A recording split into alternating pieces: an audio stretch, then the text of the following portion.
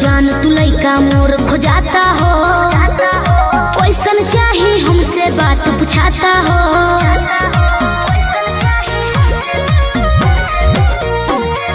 सुन लो जान तू लइका मोर खोजाता हो, कैसन चाही हमसे बात पूछाता हो।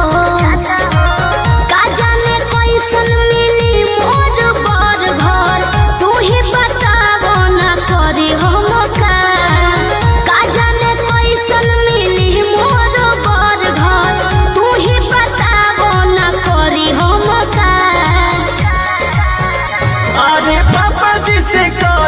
तू साफ साफ बतिया दीदी के देवर जस चाही लइका। अच्छा पापा जी से कही तू साफ साफ बतिया दीदी के देवर जस चाही लइका। अरे कैसे बोली, लाज लगेला।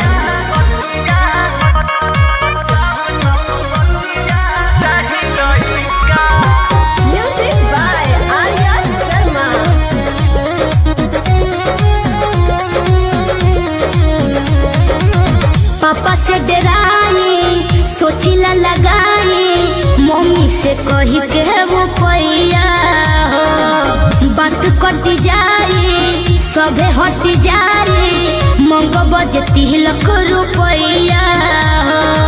बुझला करबो बियाह हम फ्री में हो, करबो बियाह हम फ्री में हो। दुखवा जुदाई के नाई सहाला, कबले रहल जाई अब फरका।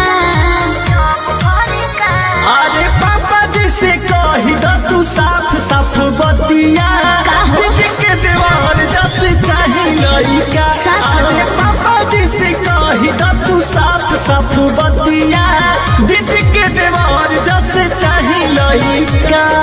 अच्छा ठीक बा, कोशिश करत हनी।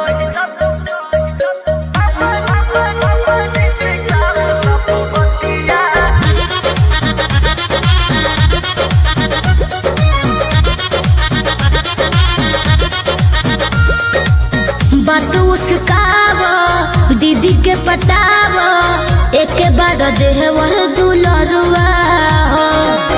देर न लगाव दिन धरवाव, जीजे जीवन जई है अगुआ हो।